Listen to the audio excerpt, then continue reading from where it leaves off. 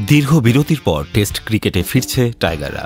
Test ইতিহাসের ২৫ বছর পূর্তির পরের দিন আয়ারল্যান্ডের বিপক্ষে টেস্টে মাঠে নামছে নাজমুল হোসেন শান্তর দল। টানা ওয়ানডে ও টি-20-র ব্যস্ততা শেষে এবার টেস্ট পরীক্ষায় বাংলাদেশ। শ্রীলঙ্কার বিপক্ষে টেস্ট সিরিজের পর ১৮টি আন্তর্জাতিক ওয়ানডে ও টি-20 ম্যাচ খেলেছে টাইগাররা, যার মধ্যে ৬টি ওয়ানডেতে খেলে ৩টিতে জয় আর হেরেছে ৩ ম্যাচে। এ সময় ১২টি টি-20 ম্যাচ খেলে বাংলাদেশ, যার মধ্যে জয় পায় ৫টিতে আর ৬টিতে হার। একটি ম্যাচের ফলাফল হয়নি।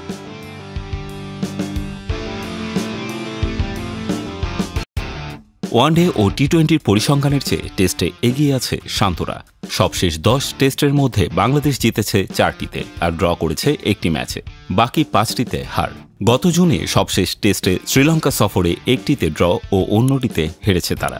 ঘরের মাঠে টেস্ট খেলেছে গত এপ্রিলে। জিম্বাবুয়ের বিপক্ষে ২ ম্যাচের টেস্ট সিরিজে ১-১ ব্যবধানে ড্র করে।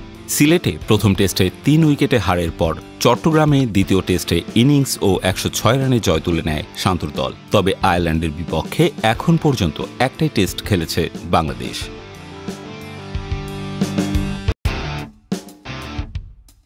দু সালে বাংলাদেশ সফরে মিরপুরের সেই টেস্টে বাংলাদেশ দলের নেতৃত্ব দিয়েছিলেন সাকিব আল হাসান।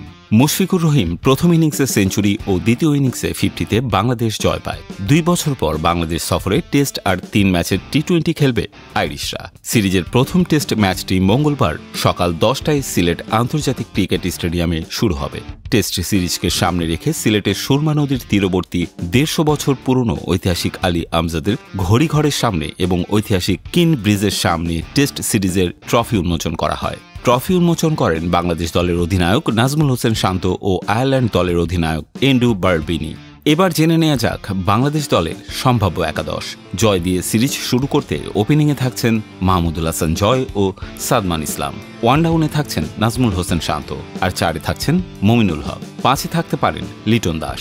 তেমনটি হলে ৭-এ মেহেদী হাসান মিরাজ, ৮-এ তাইজুল ইসলাম।